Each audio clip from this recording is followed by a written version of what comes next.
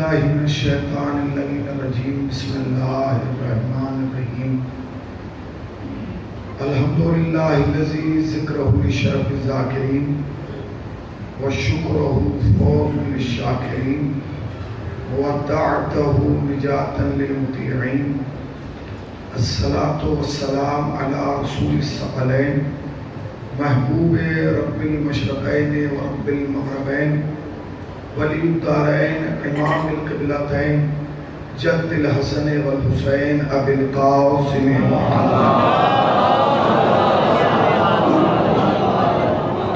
اما بعد فقد قال اللہ سبحانہ تبارک وتعالی وقوله الحق بسم اللہ الرحمن الرحیم انہو فی ذالک الآیات صلوات پڑھ دیں محمد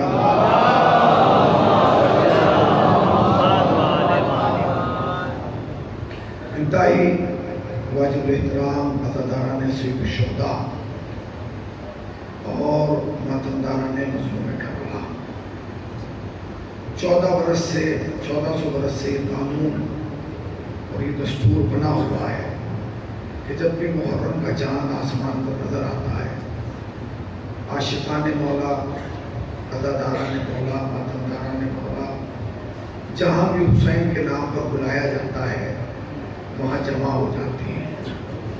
وہ چاہے مجلس کے نام پر بلایا جائے، چاہے ماتم کے نام پر بلایا جائے، چاہے جلوس کے نام پر بلایا جائے، اور یہ جمع ہو کے دنیا کو بتاتے ہیں کہ دنیا والوں دیکھ لو، نہ حسین کل اکیلا تھا، نہ حسین آج اکیلا ہے، اور نہ حسین قیامت تک اکیلا رہے گا. یہ تو ایک بھول ہے کہ جو انسان یہ سوچ رہا ہے کہ حسین اکیلا ہے. نہیں، حسین اکیلا نہیں ہے. ہر شریف النفس انسان حسین سے محبت کرتا ہے. ہر انسان دوست انسان حسین سے محبت کرتا ہے. اس آیت کریمہ کو میں نے تلاوت کیا، وہ آیت نہیں ہے، آیت کا ایک جملہ ہے. قرآن کہہ رہا ہے، خدا کہہ رہا ہے، یہ ہماری آیت ہے. ہم سمجھتے ہیں کہ آیت سے مراد قرآن مجید میں جب کوئی عربی عبارت لکھ دی جائے اور اس کے بعد دائرہ بنا کے اس کے اندر کوئی نمبر لکھ دیا جائے اسے آیت کہا جاتا ہے. ایسا نہیں ہے. عربی میں آیت کہتے ہیں نشانی کو، آیت کہتے ہیں علامت کو. آیت اسے کہا جاتا ہے جسے دیکھ کے کچھ یاد آئے. اسے کیا کہا جاتا ہے؟ آیت. آیت یعنی نشانی. پروردگار عالم کہہ رہا ہے کہ یہ سب کیا ہے؟ میری آیت ہے، یہ سب میری نشانیاں ہیں. یعنی جو کچھ بھی تم اپنی آنکھوں سے دیکھ پا رہے ہو یہ سب میری آیت ہے. اور یہ سب میں نے اس لیے بنایا تاکہ اسے دیکھتے جاؤ اور مجھے مانتے جاؤ. انہیں دیکھتے جاؤ، مجھے پہچانتے جاؤ. مطلب کیا ہے؟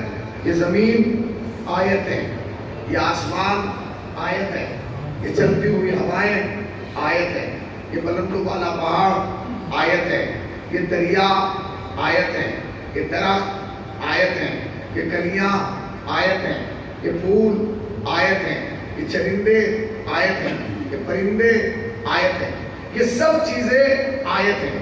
اللہ نے یہ سب اس لیے بنایا تاکہ آپ انہیں دیکھیں اور اللہ کو یاد کریں. میرا آپ سے فرض معذرت ایک سوال ہے، کیا اس اتنے بڑے مجمع میں ایک فرد بشر ہے جو زمین دیکھ کے اللہ کو یاد کرتا ہو؟ ہے کہ بھائی زمین ہے تو اللہ ہے، آسمان ہے تو اللہ ہے، ستارے ہیں تو اللہ ہے، سورج ہے تو اللہ ہے، چاند ہے تو اللہ ہے، کہکشاں ہے تو اللہ ہے، یہ گل بوٹے ہیں تو اللہ ہے؟ نہیں. جبکہ اللہ نے سب بنایا اس لیے تھا کہ اسے دیکھتے جاؤ، ہمیں پہچانتے جاؤ. مگر ایسا کیوں ہوا؟ یہ اس لیے ہوا کیونکہ انسان کی فطرت میں ہے بغاوت. انسان کی فطرت میں ہے بغاوت. اللہ نے بنایا تھا آیت، ہم نے بنایا ہے عادت. نہیں پہنچے آپ سلام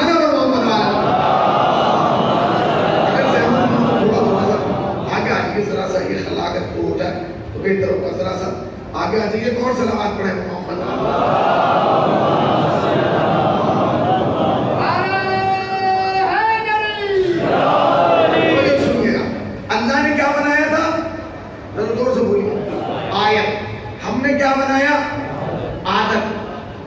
نے زمین کو آیت بنایا تھا. ہم اتنی مرتبہ چلے کہ اب آیت نہیں رہا، عادت ہو گئی. اللہ نے آسمان کو آیت بنایا تھا، ہم نے اتنا سایہ لیا کہ اب آیت نہیں رہا، عادت بن گیا. اللہ نے سورج کو آیت بنایا تھا، ہم نے اتنی مرتبہ نکلتے اور ڈوبتے دیکھا کہ اب آیت نہیں رہا، عادت بن گیا. اللہ نے ستاروں کو آیت بنایا تھا، ہم نے اتنے دوڑتے ہوئے دیکھے کہ اب آیت نہیں رہا، عادت بن گیا. اللہ نے درختوں کو آیت بنایا تھا، ہم نے اتنی مرتبہ سایہ محسوس کیا کہ اب آیت نہیں رہا، عادت بن گیا. اللہ نے دریاؤں کو آیت بنایا تھا، ہم نے اتنی مرتبہ قریب سے چھوا اور دیکھا کہ اب آیت نہیں رہا، عادت بن گیا. اب آیت اور عادت کو سمجھیں تاکہ آپ سمجھیں گے کہ میں کہنا کیا چاہ رہا ہوں. عادت وہ ہے جو روز ہو، جو بار بار دیکھی جائے، وہ ہوتی ہے عادت. اور جو ایک بار ہو اور زندگی بھر یاد رہ جائے، چاہیے سلوات نہیں نہ محمد والے محمد. جو بار بار ہو وہ ہے عادت، جو ایک بار ہو اور ہمیشہ کے لیے یاد رہ جائے وہ ہوتی ہے آیت. اب عادت اور آیت کا فرق بتاؤں تاکہ آپ جاگ جائیں. بھائی مچھر کا پیدا ہونا، میری طرف متوجہ رہیے گا، مچھر کا پیدا ہونا عادت ہے، ہوتا ہے کہ نہیں؟ مچھر کا پیدا ہونا عادت ہے، مگر بادشاہ کی موت بن جائے تو آیت ہے. اور قریب ہم ٹڈیوں کا پیدا ہونا عادت ہے، مگر قوم کے لیے عذاب بن جائے. ذرا جاگیے تاکہ میں اگلا جملہ کہوں. عادت نہیں، آیت ہے. ابابیل کا پیدا ہونا عادت ہے، مگر اگر ہاتھیوں کی موت بن جائے، سلام علیکم محمد والے محمد. آیت اور عادت. آیت کیا ہے؟ مچھر کا پیدا ہونا عادت تھا، بادشاہ کی موت بنا تو آیت بن گیا.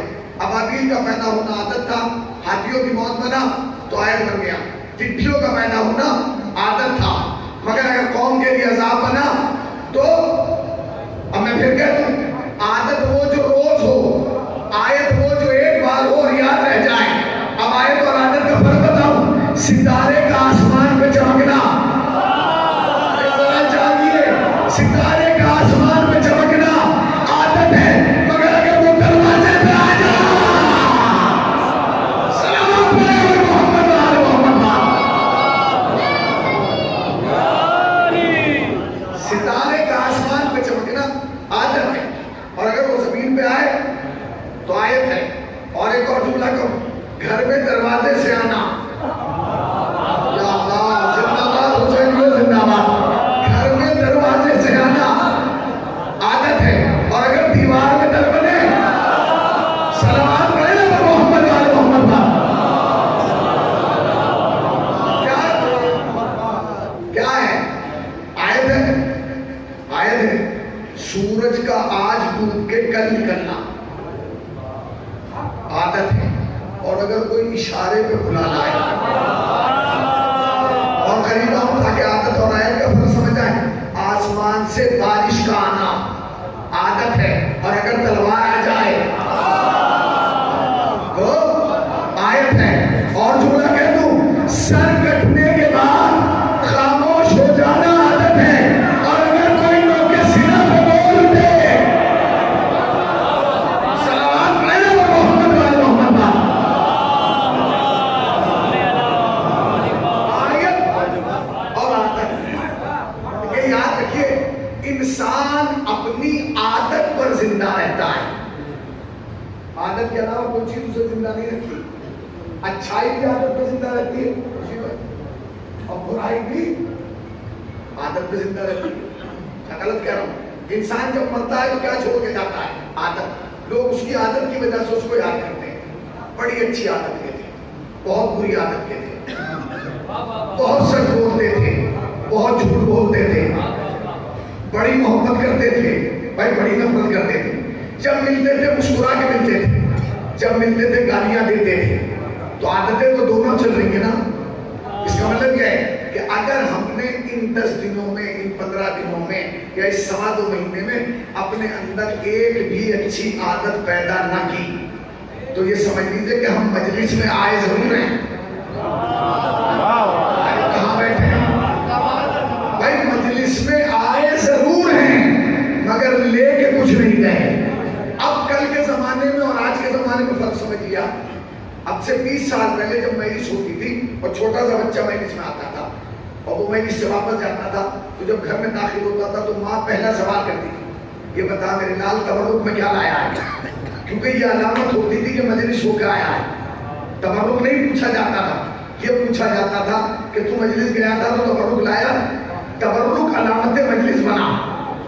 تو وہ کہتا تھا اماں میں مرمرے لایا، میں چنے لایا، میں رس لایا، میں بسکٹ لایا. اب 20 سال میں تہذیب کتنی بدلی. اب جب بچہ مجلس سے واپس جاتا ہے تو ماں یہ نہیں پوچھتی کہ تو مجلس گیا تھا تبرک میں کیا لایا. اب ماں پوچھتی ہے مجلس گیا تھا تہذیب لایا کہ نہیں، تمدن لایا کہ نہیں، اخلاق لایا کہ نہیں، ادب لایا کہ نہیں، کلچر لایا کہ نہیں، فرہنگ لایا کہ نہیں. تو اگر اتنے بڑے مجمع سے میں سوال کروں کہ 10 دن میں آپ نے کون سی ایسی عادت اپنائی جو آپ کے اندر پہلے نہیں کیا پیدا ہو گئی، تو آپ کہیں گے مولانا کچھ بھی. تو پھر ہم یہ پوچھنا چاہتے ہیں آپ سے کہ ان مجلسوں کا فائدہ کیا ہوا؟ مولانا کوئی اچھی عادت بتائیں آسان ہو. میں آپ سے پوچھ رہا ہوں، اہل بیت نے ہمیں بڑے عمل بتائے جن میں عمل چھوٹا ہے جزا بڑی ہے. عمل چھوٹا جزا بڑی. آپ کہیں گے مولانا عمل چھوٹا جزا بڑی سے مراد کیا ہے؟ بہت سارے عمل ایسے ہیں جو بہت بڑے ہیں اور جزا بڑی ہے، مگر یہ عمل وہ ہے جو عمل چھوٹا ہے اور جزا بڑی ہے. مثلا نماز بڑا عمل ہے یا چھوٹا؟ بولیے. اگر چھوٹا ہوتا تو قضا تھوڑی ہوتی. روزہ بڑا جزائر عمل ہے چھوٹا؟ مولانا روزہ تو بڑا ہے، اس لیے کہ اگر چھوٹا ہوتا تو ہم رمضان میں یہ تھوڑی کہتے کہ روزے سے تو نہیں ہے مگر روز جیسے ہیں. حج تو حج تو اللہ نے صاحب استطاعت رکھا. سارے اعمال میں اگر آپ دیکھیں تو سب سے چھوٹا عمل ہے صلوات.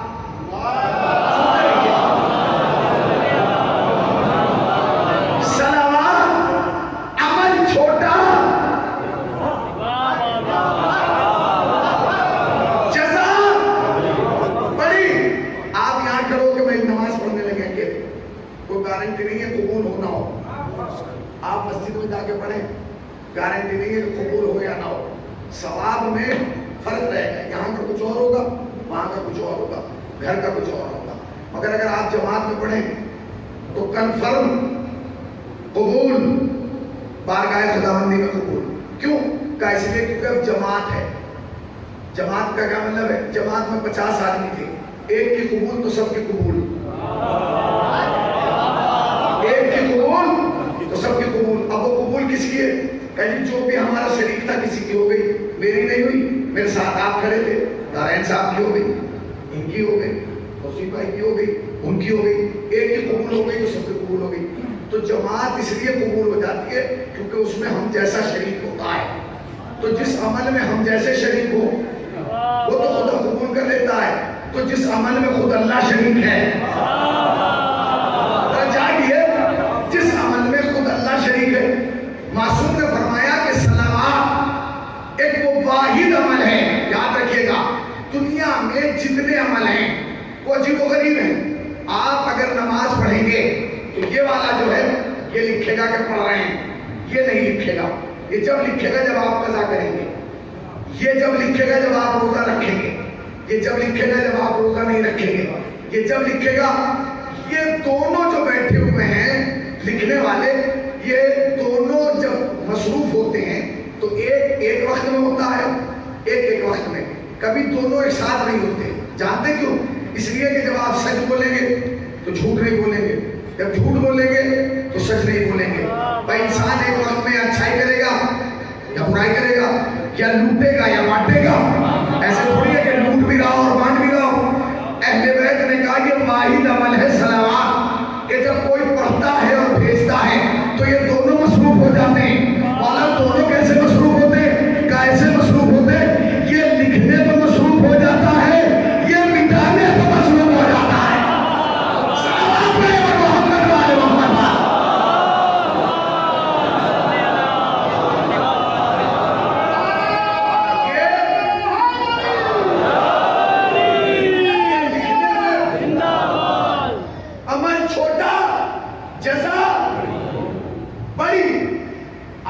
अच्छाई की वो तो लिख ही रहा है, और जब तक आप सलावात भेजते रहेंगे जो कुछ आपने बुराई की थी ये मिटा रहा, तो अमल छोटा है, जगह बड़ी और करीब आई। दुनिया में हर चीज का हिसाब है। आपके कंप्यूटर का मोहताज नहीं है अल्लाह, अल्लाह आपके कंप्यूटर का मोहताज नहीं। कभी आप समझें कि हमने कंप्यूटर बनाया तो अल्लाह का हिसाब जुड़ेगा ना।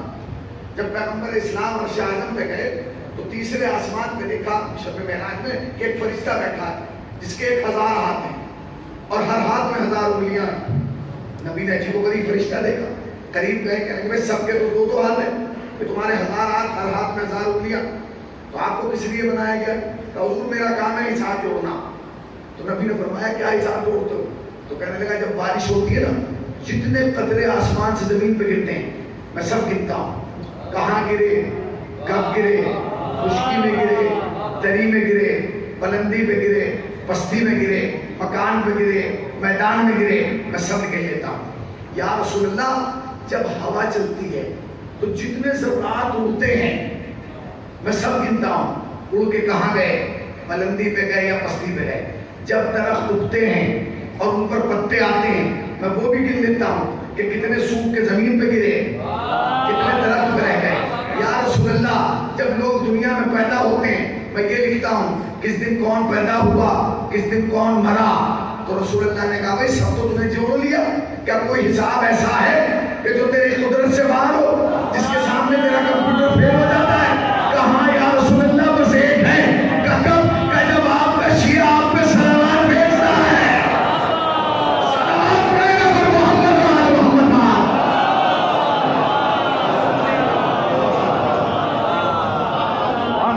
अमल छोटा,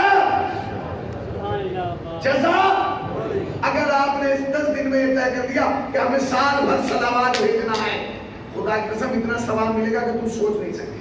ये मैं आपको अपनी जेब से सुना रहा हूं। अब एक हदीस और सुन लीजिए। छठे इमाम फरमाते हैं जब कोई शख्स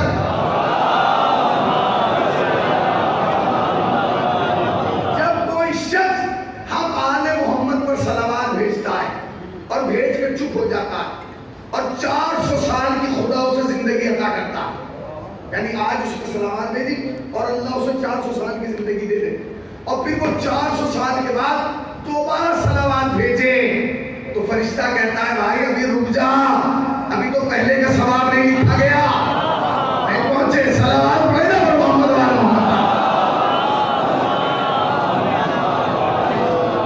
अमल छोटा, जज़ा बड़ी। हम तो जब सलावत कहा जाता है मेरे इसमें सलावत पढ़िए तो इसे भी बोझ समझते हैं। याद रखिएगा इसमें अहले बैत का कोई फायदा नहीं है, फायदा आप ही को है। इसलिए कि जब एक सर्फ पानी के नीचे रखा जाता है और टंकी चला दें और पहले ही से उस बाल्टी में पानी हो, तो पानी कहाँ जाएगा? जो ऊपर से गिर रहा है, कहाँ जाएगा? नीचे ना। तो अहले बैत को तो सलावत की जरूरत ही, गिर कहाँ रहा है, क्या कहाँ रहा है, इसका असर कहाँ जा रहा है? इसका असर जा रहा है हम पे। अब सुनिएगा, अगर इस मुहर्रम में आपने अपने अंदर एक अच्छी आदत पैदा कर ली, कोई भी एक जिक्र, मतलब मिसाल के तौर पे सलावत नहीं पढ़ सकते आप, क्यों भाई? आप ऐसी जगह नौकरी करते हैं, अगर आप सलावत पढ़ेंगे तो सामने वाले को पता चल जाएगा ये तो शिया, वो आप पे सख्ती करेगा। तो उससे आसान अमल बता रहा हूं, बिस्मिल्लाह, छोटा अमल है, आप बिस्मिल्लाह रहमान रहीम की आदत डालिए, सिर्फ इतना, उठते हुए बिस्मिल्लाह, बैठते हुए बिस्मिल्लाह, चलते हुए बिस्मिल्लाह, खाते हुए बिस्मिल्लाह। बिस्मिल्लाह के तो असर बहुत सारे हैं ना, बिस्मिल्लाह के असर आपने देखे हैं कि नहीं? मासूम फरमाते हैं कि जो इंसान बिस्मिल्लाह कह के ग़िज़ा खाता है वो ग़िज़ा कभी भी उसके बदन पर गलत असर नहीं करती, नहीं करती है। पैगंबर इस्लाम के पास एक शख्स आया, उसने कहा या रसूलल्लाह जब मैं खाना खाता हूँ उसके बाद मेरे पेट में दर्द हो जाता है, फरमाया बिस्मिल्लाह पढ़ के खाया कर, समझे आप? तो बिस्मिल्लाह का एक छोटा सा नमूना मैं पेश करूं ताकि मैं अपनी मंजिलों को तय करूं। एक शख्स था, बड़ा गुनाहगार था, बड़े गुनाह किए, गुनाह पे गुनाह, गुनाह पे गुनाह, गुनाह पे गुनाह, मर गया। अब जब एक आदमी गुनाहगार मरेगा तो कहाँ जाएगा? बोलिए, अरे जोर से बोलिए, नाइट गई है, आप क्यों चले गए? बोलिए, अंदर भी ताकत नहीं है, बताइए कहाँ जाएगा? दोज़ख जाएगा। अल्लाह ने वही किया, फरिश्तों ने कहा ऐसे उठाओ दोज़ख में डाल दो, फरिश्ते ले गए, वापस ले आए। آج تک آپ نے دیکھا کہ جہنم سے کوئی واپس آیا ہو؟ یہ آیا، لے گئے، واپس لے آئے۔ اللہ نے کہا ڈالو، کہا ٹھیک ہے پروردگار، پھر لے گئے، پھر واپس لے آئے۔ کہا ڈالو، پتہ چلا کہ 4 دفعہ گئے اور واپس لے کے آ گئے۔ خدا نے کہا بھائی ڈالتے کیوں نہیں؟ کہا پروردگار ڈالیں گے تو جب جہنم میں آگ ہوگی۔ کہا کیا مطلب؟ کہا جیسے ہی سے جہنم کے پاس لے کے جاتے ہیں آگ بجھ جاتی ہے، آگ بجھ جاتی ہے، گناہگار آدمی پھر آگ بجھ رہی ہے۔ اللہ نے جہنم کو بھائی کیوں بجھا رہی ہے آگ؟ یا کیوں بجھ رہی ہے؟ کہا پروردگار مجھ سے کیوں پوچھ رہے ہو؟ اس سے پوچھو کسے ڈالا جا رہا ہے، ڈالا جا رہا ہے۔ کیا کیا مطلب؟ پتہ چلا اس کا ایک عادت تھی، وہ ہر کام کرنے سے پہلے بسم اللہ کہتا تھا، بسم اللہ الرحمن الرحیم۔ فرشتوں نے اس سے کہا چلو اے جہنم، اس نے کہا چلو بسم اللہ الرحمن الرحیم۔ جب جہنم کے دروازے پر لائے آگ بجھ گئی۔ پروردگار نے کہا آگ بجھ کیوں رہی ہے؟ کہ پروردگار میں اسے کیسے جلاؤں جو آنے سے پہلے تیرے رحمان اور رحمانیت کا اعلان کر رہا ہو۔ سلام پڑھو محمد آل محمد۔ عمل چھوٹا، جزا بڑی۔ صلوات بڑا عمل ہے، بسم اللہ بڑا عمل ہے۔ میں آپ کو نمونے دے رہا ہوں، اس سے چھوٹا عمل یا حسین کہنے کی عادت ڈالی۔ آیت اللہ دستغیر لکھتے ہیں کہ ایک جوان تھا، جوان بڑے غلط کام کیا کرتا اور اس کی ایک عادت تھی، جہاں علم لگا دیکھتا تھا سب چھپا دیتا، السلام علیکم یا ابا عبداللہ، عادت تھی اس کی۔ مر گیا، گھر والوں نے دفن کر دیا، مگر ایسے مزاج کا تھا کہ گھر والوں نے کسی سے نہیں کہا کہ ہم اس کے اصال ثواب کے لیے کریں گے، بھائی قرآن پڑھ دینا، کیونکہ پورا محلہ اس سے پریشان تھا۔ تو کہا اچھا ہوا مر گیا۔ گھر والے خوف زدہ کہ جو ہوگا ہوگا مگر ہم اس کے اصال ثواب کے لیے کچھ کریں گے، کیونکہ اگر ہم محلے والوں سے کہیں گے کہ آؤ اس کے لیے قرآن پڑھو، اس کے لیے مجلس میں آؤ، تو کہیں گے اتنا خطرناک آدمی مرا ہے، اس کے لیے اصال ثواب کرو۔ باپ بڑا پریشان۔ تیسرے دن آیت اللہ دستغیر کہتے ہیں کہ تیسرے دن اس کے باپ نے خواب دیکھا۔ کیا دیکھا؟ کہ اس کا بیٹا کرسی پہ بیٹھا ہوا، عالم برزخ ہے، بغل سے فوارہ چل رہا ہے، نہر بہ رہی ہے، خوشگوار موسم ہے۔ باپ بھاگتا کہ پوچھے کہ بیٹے تیرے تو اعمال ایسے نہیں تھے، تو یہ کہاں پہنچ گیا؟ کوئی غلط ایڈریس کو تجھے بھیج دیا؟ فرشتوں نے اس نے کہا نہیں ابا میرے اعمال تو بالکل ایسے نہیں تھے کہ میں یہاں ہوں، مگر کیا کہہ کہ آپ سب تو مجھے چھوڑ کے چلے گئے۔ اللہ نے فرشتوں کو حکم دیا کہ اسے اٹھاؤ اور عالم برزخ میں لے جاؤ۔ فرشتوں نے ہاتھ پیر باندھے اور لے جا رہے تھے۔ اچانک میں نے دیکھا کہ عالم برزخ میں خیمہ لگا ہوا ہے اور اس خیمے پہ قلم لگا ہوا ہے، چونکہ میری عادت تھی عمل چھوٹا جیسا، چونکہ میری عادت تھی کہ میں نے ان کو دیکھ کے سلام کرتا تھا، کہتا تھا السلام علیکم یا ابا عبداللہ، تو میں نے فرشتوں سے کہا رک جاؤ۔ فرشتے رک گئے کہ ذرا ہاتھ پیر کھول، کہا کیوں؟ 1 منٹ کے لیے۔ انہوں نے ہاتھ پیر کھولے، میں کھڑا ہوا، میں نے کہا السلام علیکم یا ابا عبداللہ، چونکہ دنیا کی عادت تھی، جیسی عادت ہوگی ویسی جزا ملے گی۔ کہتے ہیں جیسے ہی میں نے سلام کیا خیمے کا پردہ اٹھا، ایک نورانی شخصیت باہر آئی، کہا تم نے ہمیں سلام کیا ہے؟ کہاں؟ کہا فرشتوں سے کہاں لے کے جا رہے تھے؟ ایسے لے جا رہے تھے سزا دینے کے لیے؟ کہا چھوڑ دو۔ کہا کیوں؟ کہا جو حسین کو سلام کر لے اور جس کے سلام کا حسین جواب دے دے، پتہ چلا عمل چھوٹا ہے، جزا بڑی ہے۔ اگر آپ نے اس 10 دن میں ایک عمل بھی لے لیا، اس سے قریب عمل بتاؤں گا جو آسان ہے، یا علی مدد، یا علی مدد کا عمل، یا علی مدد کہنے کی عادت ڈالی ہے، یا علی، یا علی، کیونکہ خدا کو سب سے زیادہ جو پسند ہے نام وہ علی ہی ہے۔ یا علی، حجاج کا زمانہ ہے، ظالم و جابر بادشاہ، حجاج کا نام کس نے نہیں سنا؟ اتنا خطرناک ہے کہ ناشتہ نہیں کرتا جب تک کہ خبر نہیں مل جاتی کہ 4 شیعوں کو قتل کر دیا گیا۔ زہر کا زہرین نہیں کرتا ہے، کھانا نہیں کھاتا دوپہر میں جب تک یہ خبر نہ مل جائے۔ حجاج کو حکم دے دیا کہ جو بھی ہماری حکومت میں یا علی کہتا ہوا مل گیا اس کی گردن مار دینا۔ حکم ہو گیا۔ اسی سماج میں ایک شخص ہے جس کا نام ابو دمام ہے، وہ اٹھے اپنے گھر سے باہر نکلے، چونکہ انہیں عادت تھی، انہیں پتہ نہیں ہے حکومت نے اعلان کیا کہ نہیں، گئے سپاہیوں نے کہا کیوں کرو؟ تو انہوں نے فوراً جواب دیا یا علی مرد گھر سے آیا تھا۔ کہنے لگے کیا تم ہمیں چڑھانے کے لیے کہہ رہے ہو؟ کہ نہیں چلانے کی نہیں، یہ تو میری عادت ہے یا علی مدد. سپاہیوں نے کہا تمہیں معلوم ہے یہ حکومت کا کیا اعلان ہے؟ تو کہنے کہ حکومت کا جو بھی اعلان ہو مگر میرا مزاج یہی ہے یا علی مدد. تاریخ کہتی ہے کہ سپاہیوں نے ابو دمام کو پکڑا اور بادشاہ کے سامنے لے آیا، حجاج کے سامنے لا کے کھڑا کیا.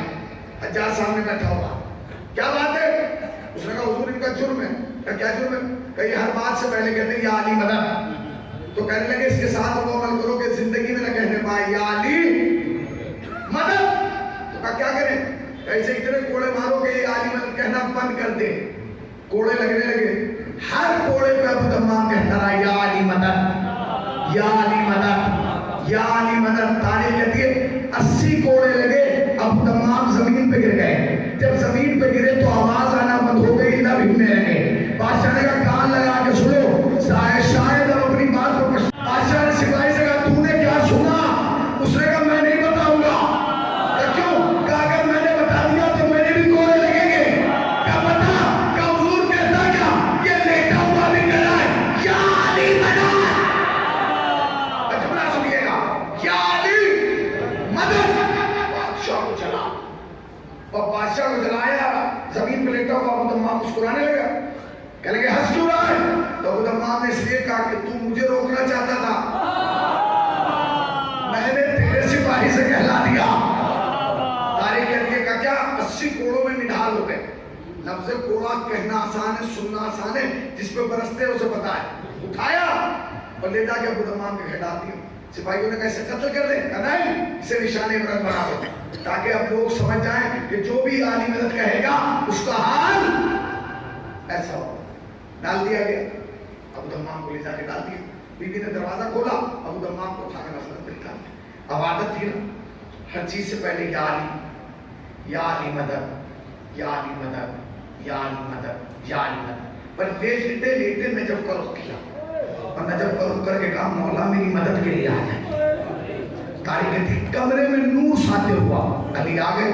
ابو دمام مسکرائے، مسکرا کے کہتے ہیں مولا کاش آپ دربار میں آ گئے ہوتے. جملہ سنیے گا، کاش آپ دربار میں آ گئے ہوتے. امام نے پلٹ کے جواب دیا ابو دمام کاش تم دربار میں بلا لیے ہوتے. پتا چلا امام کے آنے میں کمی نہیں ہے، ہمارے بلانے میں کمی ہے. آ گئے ابو دمام بتاؤ. مولا بس اس لیے زحمت دیے کہ ایک بار اتنی طاقت مل جائے کہ دوبارہ اس کے دربار میں جا کے کہہ دوں یا علی مدد. علی مسکرانے لگے، کہنے لگے ابو دمام تمہیں نہیں پتا علی کا مزاج یہ ہے کہ لوگ مانگتے کم ہیں، علی دیتا زیادہ ہے. اب تم نے مانگ لیا تو دینا تو ہے مگر کم نہیں دیں گے، زیادہ دیں گے. ابو دمام تمہاری عمر کتنی ہے؟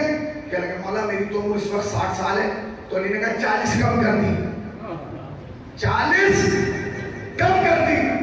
ٹھیک ہے مولا. اور کہا 40 بڑھا دی. کیا مطلب؟ آج سے تم پورے 40 سال جیو گے.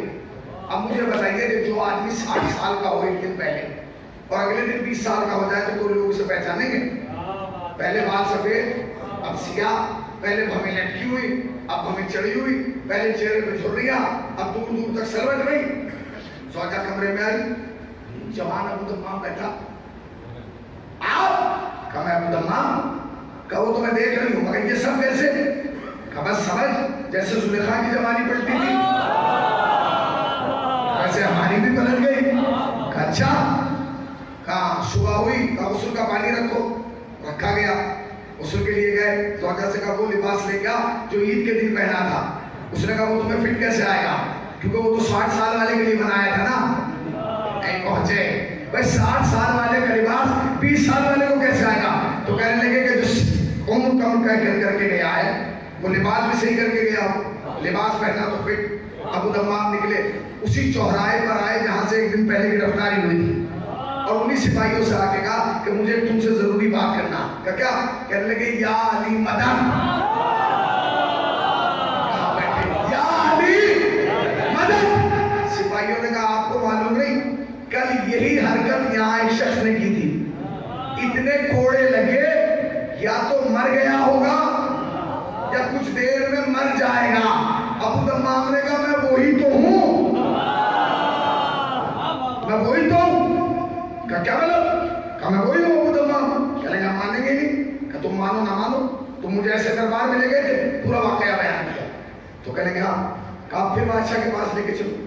اس نے کہا بادشاہ کے پاس ہم لے جائیں گے مگر یہ نہیں بتائیں گے کہ تم ابو دمام ہو. کیوں؟ کیونکہ بادشاہ کو غصہ آئے گا کہ مذاق کر رہے ہو، کہ جو ایک دن پہلے بولا تھا وہ ایک دن بعد جوان کیسے ہو گیا، یہ کیسے ہوا؟ تو اس نے کہا کہ ٹھیک ہے. ابو دمام کو لایا گیا، دربار سجا ہوا ہے، حجاج سامنے بیٹھا ہے، ابو دمام وہاں سے داخل. ابو دمام سے سوال کیا کہ یہ کون ہے؟ تو کہنے کہ حضور یہ مجرم ہے. کہا چور؟ کہا وہی جو کل والے کا تھا. تو کہنے لگے کیا تم نے کل والے کا نہیں بتایا ہم نے کیا حال کیا؟ تو ابو دمام نے کہا بتاتے کیا، میں ہی تو ہوں. یعنی کہاں رہتے ہیں بھائی، میں ہی تو ہوں. تو کہا کیا مطلب؟ کہا میں ابو دمام ہوں، مجھے کو تو کوڑے مارے گئے تھے. تو کہنے لگے قریب آپ بادشاہ کے قریب گئے. تو کہنے لگے کہ تو ابو دمام نہیں، وہ تو بوڑھا تھا. تو کہنے لگا قرآن پڑھا ہے؟ کہاں پڑھا؟ کہا تم نے زلیخا کی جوانی کا واقعہ سنا ہے؟ کہاں؟ کہا جیسے اس کی پلٹی گئی ویسے میری بھی پلٹ دی گئی. تو کہنے لگے سنو کل تو بچ گئے آج نہیں بچو گے. تو کہنے لگے اسی لیے تو آیا ہوں بھائی، اسی لیے تو آیا ہوں. کہا کیا مطلب؟ کہا کل کوڑے لگائے تھے آج کوڑوں کا معاملہ نہیں ہے. کہا کیا؟ جلاد کو بلایا تو جلاد برہنہ تلوار لے کے آ گئے، بیچ میں ابو دمام کھڑے ہوئے. تو کہا اب ذرا کہنا یا علی مدد. تو ابو دمام نے کہا یا علی مدد. اس نے کہا ذرا تلواریں اٹھاؤ. سپاہیوں نے تلواریں اٹھائی. کہا جیسے یہ یا علی مدد کہے فوراً مار دینا. اب کہو یا علی مدد. ابو دمام نے کہا یا علی مدد. بادشاہ بڑا تھا. بادشاہ نے کہا میں اشارہ کروں گا 1 منٹ میں سر و تن میں جدائی ہو جائے گی. ابو دمام نے کہا اسی لیے تو میں آیا ہوں. بھائی جملہ سن لیجیے گا. اس نے کہا ابو دمام کل جب کوڑوں کے لیے میں نے بلایا تو تیری پیشانی پر پسینے آ گئے. آج میں تلوار والوں کو بلا رہا ہوں، نہ گھبراہٹ نہ خوف نہ پسینہ. ابو دمام نے کہا بادشاہ اگر تم انہیں کل بلاتا تو شاید میں گھبرا جا. آج کیوں گھبراؤں؟ اب تو میں 40 سال کروا کے لایا ہوں. سلام محمد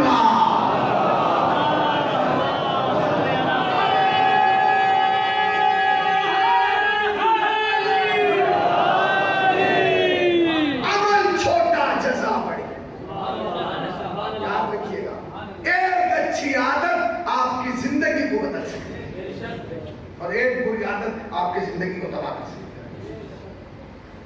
کیوں؟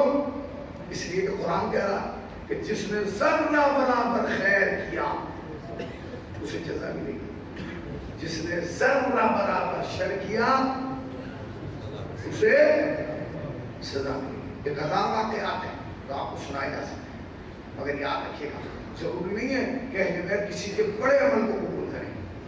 ہو سکتا ہے عمل چھوٹا ہو خلوص کی بنیاد پر. شاید آپ نے ان 2 سال کے محرم میں اندازہ لگایا ہوگا.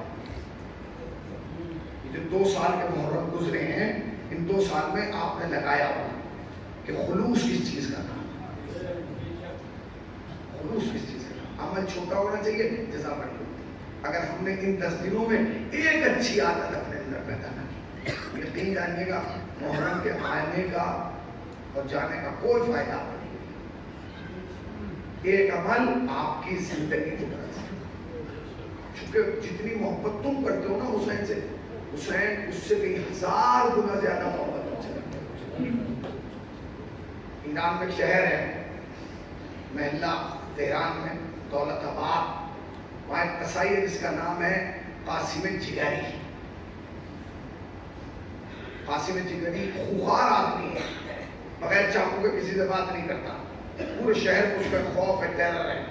مگر اس کی ایک اچھی عادت ہے کہ 28 ذی الحجہ کو مسجد میں آتا ہے، غسل کرتا ہے، لباس بدلتا ہے، 2 رکعت نماز پڑھتا ہے، کہتا ہے پروردگار اب 12-15 دن کوئی غلط کام نہیں کرنا، کوئی بات نہیں. تو کام کیا ہے؟ بس اسے شوق ہے کہ سال میں جو 7 محرم کو علم نکلنا ہے دولت آباد میں کوئی شو کرنا. اور جس انجمن کا علمدار یہ ہے اس میں جو جملے ہیں، چونکہ دولت آباد آج بھی بہت بڑا محل ہے، 5000 جوان ہیں. کتنے؟ 5000. بھائی جہاں جوان 5000 ہوں مجلس میں کتنے لوگ ہوتے ہیں؟ کہ حسین کتنی محبت کرتے ہیں. ایک اچھی عادت تمہاری زندگی کو بدل سکتی ہے. مجمع مجلس میں 12 سے 13,000 کا آہستہ آہستہ مجمع گھٹنے لگا. جب مجمع گھٹنے لگا تو جو کمیٹی کے افراد تھے انہوں نے مشورہ کیا کہ یہ مجمع کہاں جا رہا. پتہ چلا کہ دوسرے محلے میں جانے لگا. تو محلے لوگوں کو بلایا کہ بھائی تم وہاں کیوں جاتے ہو جب تمہارے محلے میں مجلس ہو رہی ہے, بہترین خطیب ہے, بہترین امام بارگاہ, بہترین انتظام. انہوں نے کہا اس لیے کیونکہ علم جو ہے وہ سادات کی نشانی ہے, شیعت کی علامت ہے علم. اب قاسم جگری کو تو پورا شہر جانتا ہے کہ یہ کیسے قسم کا آدمی ہے. آپ علم اس کے ہاتھ میں لے لیتے ہو, یہ سب سے آگے علم لے کے نکلتا ہے. پورا شہر سمجھ جاتا ہے کہ جب علم اس کے ہاتھ میں تو پوری قوم ایسی ہوگی. اچھا ہمارے یہاں سب سے بڑی مشکل یہ ہے کہ ہمارے یہاں سال میں جو بحث ہوتی ہے وہ اس بات ہوتی ہے کہ حضرت عباس جو کربلا میں ہم علم لے کے آئے تھے اس کا قد کتنا بڑا تھا, اس کا رنگ کیسا تھا, اس کا پنجہ کیسا تھا. بھائی وہ زمانے چلے گئے جب علم کے پنجے اور پٹکے پہ اور قد پہ بات ہوتی تھی. اب تو بات ہونا چاہیے اس ہاتھ پہ جو علم کو اٹھاتے ہیں. آیا انہوں نے بھائی کا ادا کیا ہے کہ نہیں؟ آیا وہ غاصب تو نہیں ہے, آیا وہ لٹیرے تو نہیں ہے, آیا وہ چور تو نہیں ہے, آیا انہوں نے کسی پہ ظلم تو نہیں کیا. تو قاسم جگری تھے. تو لوگوں نے کہا کہ بھائی ہم نہیں آئیں گے. اگر قاسم علم پکڑے گا اور وہ مجلس میں آئے گا ہم نہیں آئیں گے. اب کمیٹی والوں کو ڈر لگ رہا ہے. مگر سن لیجیے لوگ جمع ہو گئے. مگر قاسم جگری کا ایک کمال یہ تھا کہ جس کی داڑھی سفید تھی اس سے بڑے احترام سے بات کرتا. انہوں نے محکمے میں ایک آدمی ڈھونڈا جس کی داڑھی سفید تھی. چچا آپ بات کیجیے. 5 آدمی جمع ہوئے, چھٹے پڑے گیا آگے آئے. پڑے گیا لوگ ہاں اب آج 28 تاریخ ہے, آج سے توبہ کرنا ہے, کل سے محرم شروع ہے. تو انہوں نے پوچھا قاسم جگری تم کیا چاہتے ہو کہ محرم کیسا ہو؟ تو اس نے کہا زبردست, بڑے سے بڑا مجمع ہے, بڑے سے بڑا تورک بانٹا جائے, لوگوں کو سبیلیں پلائی جائیں, یہ سب. تو کہنے لگے اور اگر مجمع کم نہ ہو پھر کیا کیا جائے؟ تو کہنے لگا اس وجہ کو تلاش کرو کہ جس وجہ سے مجمع کم ہے. تو کہنے لگے وجہ ایک شخص ہے, اس شخص کی وجہ سے. تو کہنے لگا اگر ایسا ہے تو اس شخص سے معافی مانگ لو, بھائی آپ نہ آئیے, آپ کی وجہ سے مجمع کم ہوگا. تو انہوں نے کہا بس تم نے صحیح کہہ دیا, ہم اسی لیے آئے. کہا کیا؟ کہ مجمع تمہاری وجہ سے کم ہوگا, آج سے تم مجلس میں آنا. دیکھیے اس نے کہا کہ ٹھیک چلے جائیں. مجلس کا وقت ہوا, اہل خانہ تیار ہوئے, سب باہر آئے. قاسم جگری نے کہا آپ لوگ گاڑی سے چلے, میں آ رہا ہوں. زیادہ پرانا واقعہ نہیں, ابھی 20 سے 25 سال. گھر والے چلے گئے. یہ آیا ایران میں ہر گھر میں تہخانہ ہوتا ہے. اس نے لا کے وہاں پرچم لگائے سیاہ, اور ایک جملہ کہا, کہتے ہیں مولا مجھے قوم تو امام بارگاہ میں نہیں آنے دیتی, میں نے اپنا گھر امام بارگاہ بنایا. چلے آئیے مولا. اس نے رونا شروع کر دیا. 5 دن ایسے ہی گزر گئے. جب 6 محرم آئی, کیونکہ 7 کو اسے رمضان تھا, اس کے اندر تڑپ پیدا ہو گئی. اس نے دیواروں میں سے ٹکرانا شروع کر دیا. اب جو جملہ لکھا ہے سنیے. میں نے کہا نا حسین آپ سے بہت محبت کرتے ہیں. وہ جو کمیٹی کے لوگ تھے انہوں نے خواب دیکھا ہے. وہ خواب ایک دوسرے کو بتا نہیں رہے ہیں, دہشت میں. تو ان نے بڑی ہمت کر کے کہا تم نے خواب دیکھا؟ تو کہا ہاں میں نے بھی دیکھا. میں نے کہا کیا؟ کہ حسین آئے تھے. کیا کہہ کے گئے؟ حسین نے کہا کہ آج مجلس میں سب آئیں گے مگر حسین نہیں آئے گا. مولا آپ کیوں نہیں آئیں گے؟ کہ اس لیے کہ جب قاسم جگری نہیں آ رہا. مولا قاسم جگری سے کہ جتنا مجمع بھی جمع ہو رہا ہے اس میں سے ایک کا دل بھی قاسم جگری جیسا نہیں ہے. قاسم جگری نہیں آئے گا میں نہیں جاؤں. جاؤ پہلے قاسم جگری کو منع کرو. پوری کمیٹی جمع ہو کے قاسم جگری کے آئی, تقربات کیا, بیٹا آیا. اب جو بیٹے نے دیکھا تو کہنے لگا جلدی چلیے ورنہ بابا مر جائیں. اب وہ گئے تو سر پھٹا ہوا تھا, خون جاری تھا. تو اس نے کہا قاسم جگری ہم معافی مانگنے آئے, یہ حال تمہارا ہماری وجہ سے ہو سکتا نہیں, تمہاری وجہ سے. کیوں؟ کہ جیسے تم نے خواب دیکھا ویسے خواب میں نے بھی دیکھا. اور حسین میرے خواب میں آئے تھے. وہ کہنے لگے قاسم جگری انہوں نے منع کیا ہے, میں نے تھوڑی منع کیا ہے. منع انہوں نے کیا ہے, میں نے تھوڑی منع کیا ہے. قاسم جگری میں تمہیں لینے آیا ہوں, مگر قاسم جگری میری خواہش ہے. مولا بتائیے چاہیے کہ قاسم جگری جیسے تم 15 دن کو غلط کام نہیں کرتے ہو میرے لیے، کہ حسین کے لیے پورے سال نہیں کر سکتے؟ کہتا میرا دل بن گیا، کہاں میں کہاں مولا۔ اور کہا قاسم جگری اگر آج تم مجلس نہیں جاؤ گے حسین بھی مجلس نہیں جائے گا۔ آپ نے سوچا انسان کے کتنے نزدیک ہے حسین۔ میرے عزیزوں مسلسل پہلے سے ہو رہی، طاقت نہیں ہے نہ گلے میں طاقت ہے نہ سینے میں طاقت، مسلسل پہلے سے ہو رہی۔ ہم سوچتے ہیں کہ محرم آیا محرم چلا گیا، نہ محرم آیا ہے نہ محرم گیا ہے۔ یہاں محرم تمہارا مہمان نہیں ہے، اہل بیت تمہارے مہمان ہیں۔ اور یاد رکھنا جب کسی گھر میں کوئی مہمان ہوتا ہے نا تو جب تک مہمان رہتا ہے گھر کے لوگ وہ کام نہیں کرتے جو مہمان کو پسند نہ ہو۔ اہل بیت تمہارے مہمان ہیں، کوئی کام ایسا نہ کرنا ان 2 مہینے میں جو اہل بیت کو پسند نہ ہو۔ خدا تمہیں کوئی غم نہ دے سوائے ہم سرکار ہے۔ آج 12 محرم ہے، آج کی مجلس سید الشہداء کے سویم کی مجلس ہے۔ جانتے ہیں آپ دنیا میں جو بھی مرتا ہے اس کا سویم ایک بار ہوتا ہے، حسین کا سویم ہر سال ہوتا ہے۔ جانتے ہیں کیوں؟ اس لیے کہ جس کا وقت سویم ہو جائے اس کا ایک بار ہوتا ہے، مگر جس کا سویم نہ ہوا ہو مولا تمہیں کوئی غم نہ دے سوائے ہمیں سرکار بات، جس کا سویم نہ ہوا ہو اس کا سویم ہر سال ہوتا ہے، جس کا چہلم نہ ہوا ہو اس کا چہلم ہر سال ہوتا ہے۔ ہم تو سکون سے بیٹھے ہیں نا۔